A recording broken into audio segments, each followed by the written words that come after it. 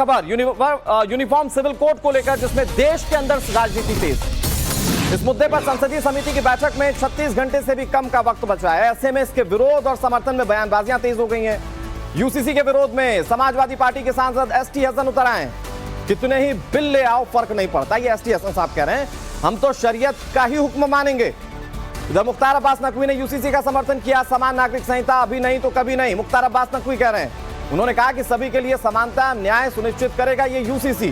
कांग्रेस समेत पूरा विपक्ष अपने गिरेबान में झांके, ये मुख्तार अब्बास नकवी कह रहे हैं। प्रधानमंत्री नरेंद्र मोदी ने पिछले हफ्ते भोपाल के दौरे पर कहा था कि आजकल समान नागरिक संहिता के नाम पर भड़काया जा रहा है। परिवार के एक सदस्य के लिए एक नियम हो, दूसरे सदस्य के लिए दूसरा नियम हो, तो क्या घर चल पाएगा? ये पीएम मोदी का सवाल था। उन्होंने पूछा कि ऐसी दोहरी व्यवस्था देश में कैसे चल पाएगी। उनके इस बयान के बाद से अटकलें तेज हैं कि संसद के मानसून सत्र में सरकार समान नागरिक संहिता बिल संसद में पेश करेगी। यूसीसी पर संसदीय कमेटी की बैठक में मात्र 36 घंटे से भी कम का समय बाकी है। राजनीति अपने पूरे उफान पर है। यूनिफॉर्म सिविल कोड पर पूरे देश में राजनीति जारी है। सपा के सांसद एसटी हसन कह रहे हैं कि बिल कितने भी ले आइए कोई फर्क नहीं पड़ेगा। कितने ही बिल आ जाएं, जो शरीयत ने हमें हुक्म दिया है हम वो काम करेंगे। और अगर किसी मुसलमान को कुरान पाक की बताए हुए रास्ते पे नहीं चलना है तो मेरी सलाह है कि वो इस्लाम छोड़ के कहीं और चले जाए। ये जो कम्युनल कारीगरों की क्रिमिनल करतूत के चलते कॉमन कोर्ट कारागार में कैद था, उसके रिहाई का वक्त आ गया है। टाइम्स नाउ भारत से खास बातचीत में उत्तराखंड के मुख्यमंत्री पुष्कर सिंह धामी ने कहा कि यूनिफॉर्म सिविल कोड पर कुछ पार्टियां भ्रम फैला रही हैं। मसौदा सामने आते ही तस्वीर साफ हो जाएगी। उन्होंने कहा कि उत्तराखंड से इसे जल्द लागू किया जाएगा। 1 साल से ज्यादा समय हो गया यूसीसी को ड्राफ्ट करने वाली कमेटी को काम करते हुए, और उस कमेटी ने 2,35,000 से भी ज्यादा लोगों से उनके विचार ले लिए हैं, उनके मत ले लिए हैं। विभिन्न संगठनों से, धार्मिक समुदाय के लोगों से, विद्वान लोगों से, सबसे उन्होंने विचार लिए हैं और कमेटी ड्राफ्ट कंप्लीट कर लिया है। और जैसे ही वो ड्राफ्ट बनाकर कंप्लीट करके हमको देंगे, हमको सौंपेंगे, तो हम उस पर आगे बढ़ेंगे लागू करने की दिशा में उसको।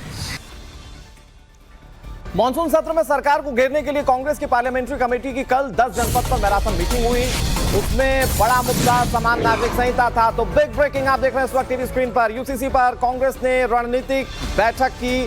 बैठक पर बोले कांग्रेस नेता जयराम रमेश, यूसीसी पर कांग्रेस के रुख में कोई बदलाव नहीं है, जब बिल आएगा तो इसकी समीक्षा की जाएगी, जयराम रमेश कह रहे। यानी कि अभी भी स्टैंड क्लियर नहीं किया। वेट एंड वॉच की स्थिति में कांग्रेस पार्टी। आगे कहा लॉ कमीशन के सुझाव में कोई बात नहीं होगी। कांग्रेस ने दरअसल लॉ कमिश्नर की ओर से यूसीसी पर शुरू की गई रायशुमारी को गैर जरूरी बताया और तर्क दिया कि पिछले लॉ कमीशन ने कहा था कि अभी समान नागरिक संहिता की कोई जरूरत नहीं है, भारत की विविधता का जश्न मनाया जाना चाहिए। हालांकि यूसीसी के समर्थन में जम्मू कश्मीर तक से आवाज उठने लगी है।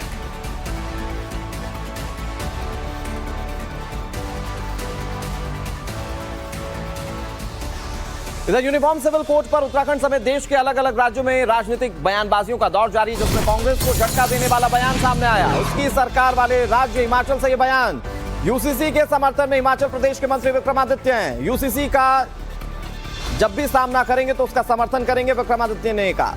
सरकार को यूसीसी लागू करने से कौन रोक रहा है, ये मंत्री साहब कह रहे हैं। हिमाचल के पूर्व सीएम जयराम ठाकुर ने इस बयान की तारीफ की। विक्रमादित्य ने कांग्रेस नहीं बल्कि देश के हित में सोचा, ये पूर्व मुख्यमंत्री ने कहा। अब आपको ये बता दें कि हिमाचल में इसी साल बनी कांग्रेस की सरकार में कैबिनेट मंत्री है विक्रमादित्य सिंह। दिलचस्प तो ये कि विक्रमादित्य सिंह ने इस सिलसिले में सोशल मीडिया पर जारी अपने बयान के आखिर में जय श्री राम भी लिखा है। इसके काफी ज्यादा राजनीतिक मायने निकाले जा रहे हैं। लेकिन फौरी तौर पर अगर देखें तो जिस तरीके से यूसीसी पर बवाल मचा हुआ है, कांग्रेस पार्टी के लिए ये एक बड़ा झटका है जब किसी राज्य में कांग्रेस पार्टी की सरकार और वही मंत्री कह दें कि हम यूसीसी के समर्थन में।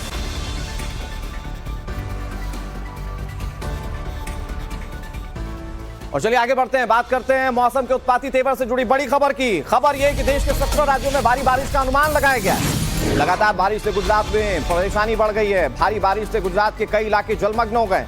मौसम विभाग के मुताबिक अगले 24 घंटे मध्य प्रदेश, राजस्थान समेत देश के 17 राज्यों में भारी हो सकते हैं, यानी कि यहां पर भारी बारिश हो सकती है। गुजरात के अलावा हिमाचल में भी मुसीबत देखने को मिली है। हिमाचल में पिछले एक सप्ताह में 24 लोगों की मौत बारिश की वजह से हुई है। मौसम विभाग के मुताबिक राजस्थान में जून में सामान्य से 3 गुना ज्यादा बारिश हुई, जो कि 145.9 mm है। उत्तराखंड के चमोली में शनिवार को लैंडस्लाइड हुआ, जिसकी वजह से बद्रीनाथ हाईवे को बंद करना पड़ा। और तस्वीरें इस वक्त टीवी स्क्रीन पर आपके सामने, इसमें आप देखेंगे कि कैसे बारिश का सितम कई इलाके झेल रहे हैं। अब आपको कई तस्वीरें दिखा रहे हैं। गुजरात के कई इलाकों में पिछले 30 घंटों से बारिश का दौर जारी है, जिससे कि 10 लोगों की मौत हो चुकी है। कच्छ जिले में गांधीधाम रेलवे स्टेशन के अंदर तेज बारिश के चलते पानी भर गया। ये गुजरात की 6 तस्वीरें हैं, जहां बारिश से कैसे तबाही मची आप इन तस्वीरों में देख सकते हैं। और जूनागढ़ में भारी बारिश के बाद हालात क्या है, किसानों के लिए कैसे परेशानियां बढ़ गई हैं, ये हमारी रिपोर्ट आप देखिए। बारिश जब गिरती है और कहर बरपाती है तो कैसा दृश्य बनते हैं और किस तरह की तस्वीरें सामने आती हैं, अगर आप पीछे देखेंगे तो आपको अंदाज़ा आएगा। यहाँ अगर आप देखें तो पूरी तरह से ये एक क्षेत्र जलमग्न होता हुआ नज़र आ रहा है।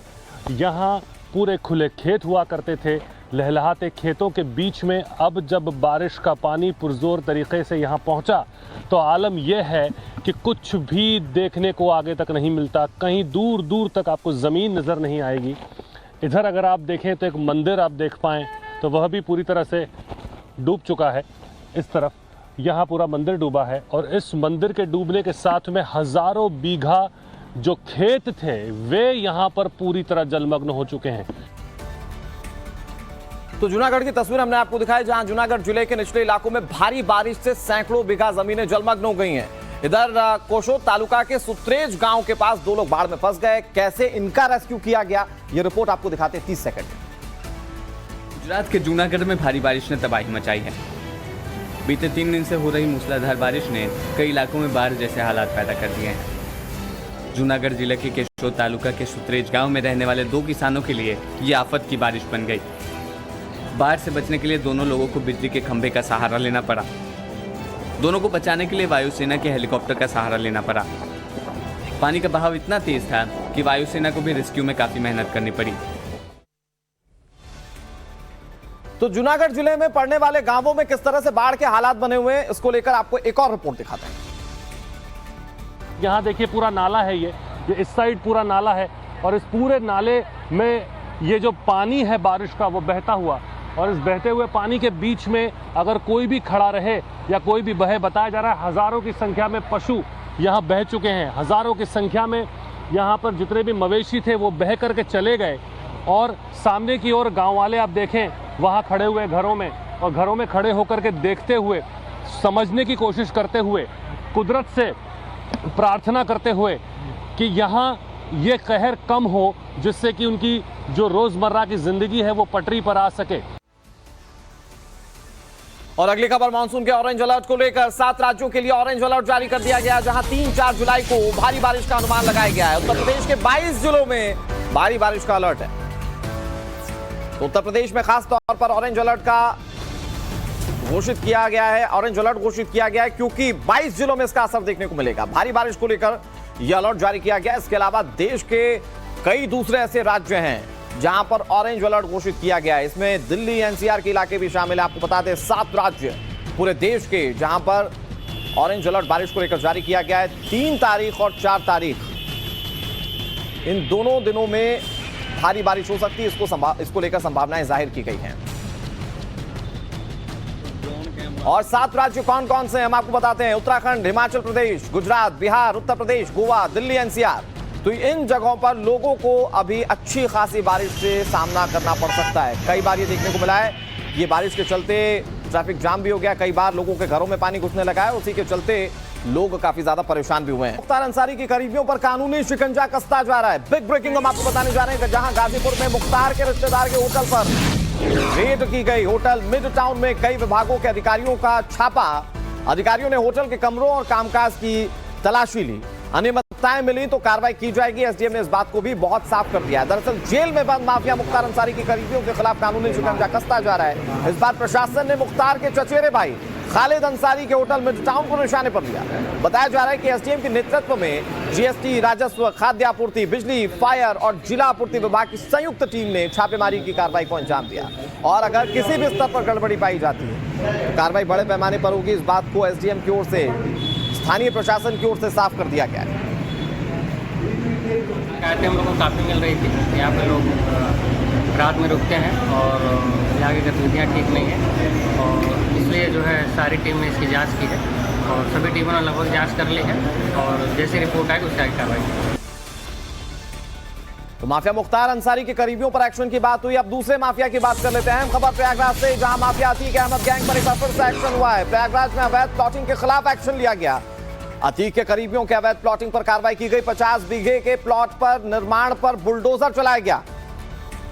कठुआ, गौसपुर, छपिया के अवैध निर्माण पर कार्रवाई की गई। अब आपको पूरी स्टोरी समझाते हैं। दरअसल मारे गए माफिया डॉन अतीक अहमद और उसके गैंग की बेनामी संपत्तियों और अवैध कब्जे वाली जमीनों पर कार्रवाई का सिलसिला जारी है। इसी साल अतीक गैंग पर एक्शन की ये 30वीं बड़ी कार्रवाई की तस्वीर सामने आ रही है। इससे पहले जब बड़ी कार्रवाई की गई थी लुकरगंज में, तो वहां पर जमीन को छुड़वाकर योगी आदित्यनाथ ने गरीबों के लिए फ्लैट्स बनवाकर उन्हें दे दिया। अब दूसरे जगहों पर जैसे माफिया राज को स्थापित करते हुए या तो अतीक अहमद या उसके गुर्गों ने अगर जमीन हथियाई थी तो अब उस पर कार्रवाई की जा रही है। अतीक के गैंग पर किस तरह से बुलडोजर एक्शन की कार्रवाई की जा रही है, आप ये तस्वीरें देख रहे हैं। प्रयागराज से ये तस्वीर, क्योंकि प्रयागराज अतीक अहमद का गढ़ माना जाता था और यहां पर उसके जितनी फाइनेंशियल रकम उसने इकट्ठा की थी फाइनेंशियल तौर पर, उसके खिलाफ ये कार्रवाई की जा रही है।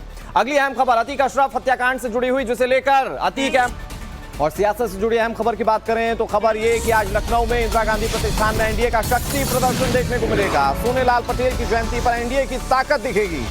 गृह मंत्री अमित शाह सोनेलाल पटेल की जयंती में शामिल होंगे। एनडीए के घटक दल भी जयंती समारोह का हिस्सा होंगे। साल 2024 में होने वाले लोकसभा चुनाव से पहले विपक्षी दल एक साथ एक बड़ा गठबंधन बनाकर बीजेपी का मुकाबला करना चाहते हैं। दूसरी तरफ बीजेपी भी अपने सहयोगियों को एक साथ जोड़े रखने की कवायद में जुट गई है। यही वजह है कि बीजेपी की पहल पर अपना दल की मुखिया केंद्रीय मंत्री अनुप्रिया पटेल ने एनडीए के सभी सहयोगियों और संभावित मित्र दलों को समारोह में शामिल होने का आमंत्रण भेजा है। और जिस वक्त सभी दल एक साथ एक मंच पर होंगे, एनडीए की एक बड़ी पिक्चर देखने को मिलेगी।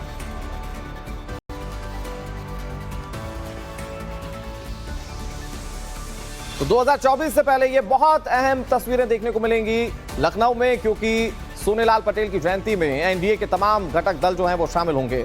बड़ी बात यह है कि विपक्षी एकता को लेकर जिस तरह से राजनीतिक दल इकट्ठा हुए, उनके जवाब में एक बड़ा ये शक्ति प्रदर्शन होगा जब बीजेपी के तमाम घटक दल एक मंच पर यह मैसेज देने की कोशिश करेंगे कि ठीक है साहब, आप लोग तो इकट्ठा हैं, हम लोग भी इकट्ठा होकर आपसे लोहा लेने के लिए तैयार है। इन सब के बीच में सोनेलाल पटेल जयंती में शामिल होने वाले दल कौन कौन से होंगे, जरा ये समझ लीजिए, और बड़े नेता कौन से होंगे उसको अभी हम बता रहे हैं आपको। गृह मंत्री अमित शाह इसमें शामिल होंगे। अनुप्रिया पटेल जो कि केंद्रीय मंत्री हैं, अपना दल की मुखिया हैं, वो भी इसमें शामिल होंगी। योगी आदित्यनाथ उत्तर प्रदेश के मुख्यमंत्री इस कार्यक्रम में शामिल होंगे। संजय निषाद की बात करें तो वो भी इसमें शामिल होंगे, कैबिनेट मंत्री उत्तर प्रदेश के और निषाद पार्टी के अध्यक्ष हैं। इसके अलावा रामदास अठावले आरपीआई के अध्यक्ष इसमें शामिल होंगे। जीतन राम मांझी हम पार्टी के मुखिया, हाल फिलहाल में भी एनडीए में शामिल हुए थे। इधर चिराग पासवान की बात करें तो वो भी इसमें शामिल होंगे। ये एलजेपी की ओर से प्रतिनिधित्व करेंगे। तो ऐसे में ये तस्वीरें देखने को मिलेंगी जब ये बड़े नेता एक मंच पर एनडीए की ताकत को दिखाएंगे।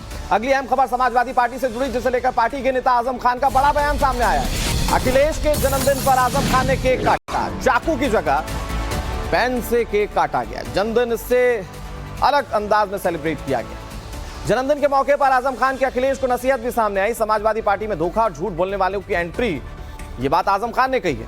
ऐसे लोगों को ठोकर मारकर निकाला जाए, ये नसीहत आजम खान ने दी। आजम खान ने यह भी कहा कि अगर समाजवादी पार्टी एकजुट नहीं हुई तो पार्टी को बड़ा नुकसान उठाना पड़ सकता।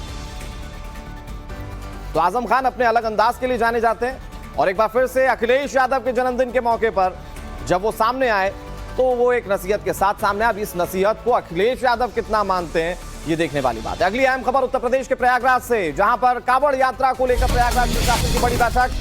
4 जुलाई से शुरू हो रही कांवड़ यात्रा में सुरक्षा के पुख्ता इंतजाम किए गए। कांवड़ यात्रा की सीसीटीवी कैमरों से निगरानी की मांग की जा रही है। ड्रोन कैमरों से भी कांवड़ सुरक्षा पर नजर रखी जाएगी। कांवड़ यात्रा के रास्ते में नहीं होंगी मांस मदिरा की दुकानें। आला अधिकारी कांवड़ यात्रा मार्ग का जायजा भी ले रहे हैं। इसके साथ ही घाटों पर गोताखोर और जल पुलिस की तैनाती बनाए रखने के साथ ही मोबाइल शौचालय और कांवड़ यात्रा मार्ग पर लाइट्स लगाने के निर्देश दिए गए। बैठक के दौरान कांवड़ मार्ग पर अस्थायी मेडिकल कैंप और राजमार्गों पर पड़ने वाले अस्पतालों के ट्रॉमा सेंटर में सभी आवश्यक व्यवस्था बनाए रखने के भी निर्देश दिए गए।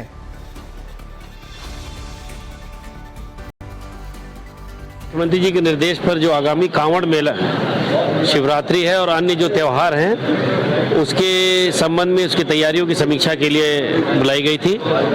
मैं डीजीपी साहब और अन्य अधिकारीगण सब लोग यहाँ आज बैठक में मौजूद थे। सुरक्षा के लिए पर्याप्त फोर्स दिया गया है और सारे रूट पर पुलिस व्यवस्था रहेगी। रूट डाइवर्जन का प्लान जो है पहले पब्लिसाइज कर दिया जाएगा ताकि कोई एक्सीडेंट ना हो।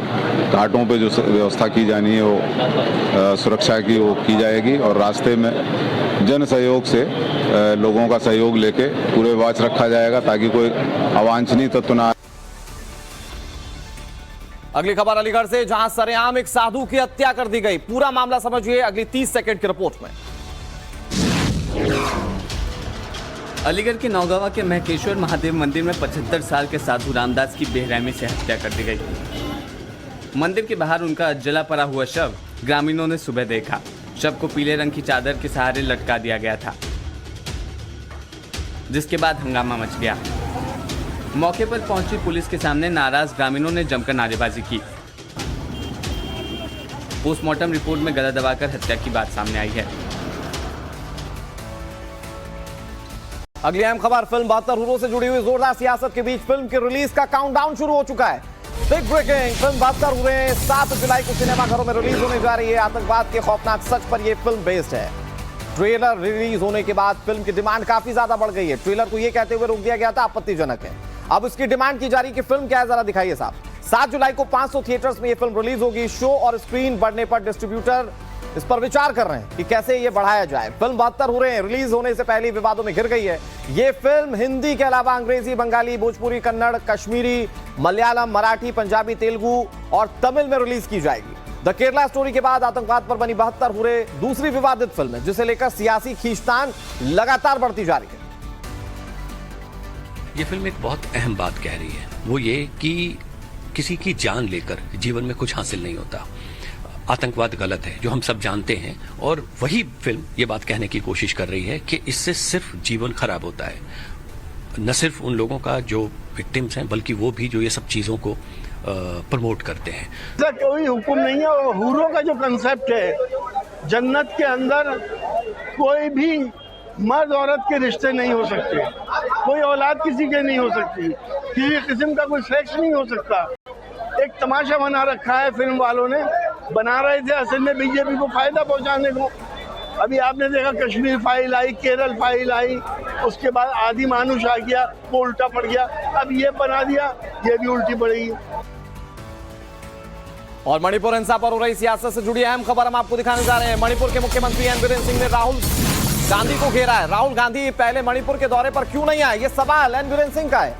40 दिन बाद राहुल गांधी मणिपुर का दौरा कर रहे हैं। ये राजनीतिक एजेंडा है, ये एन बीरेन सिंह ने कहा। मणिपुर की जनता ने मुझे भरोसा जताया, ये एन बीरेन सिंह ने बात उस रेफरेंस में कही जब उनसे कुछ लोग इस्तीफा मांग रहे हैं। मणिपुर हिंसा को लेकर विपक्षी राजनीति के निशाने पर आए मुख्यमंत्री एन बीरेन सिंह ने 2 दिन पहले इस्तीफे के लिए वे तैयार थे, लेकिन उन्होंने ये साफ कर दिया कि वो इस्तीफा नहीं देंगे।